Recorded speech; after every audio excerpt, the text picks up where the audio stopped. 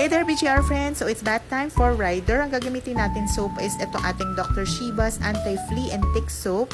Ayan, meron siyang mga powerful ingredients like citronella, eucalyptus, neem oil that will protect your skin from tick, fleas, mosquitoes, lice, ganyan. And then, ang bango pa nito bagay na bagay sa kanyang skin pagkatapos maligo.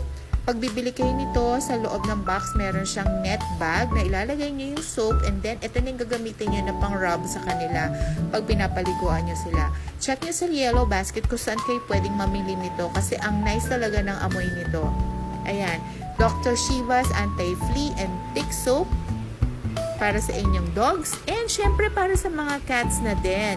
Ayan, gustong-gusto niyan maligo lalo na pag yan yung soap na ginagamit ko sa kanya.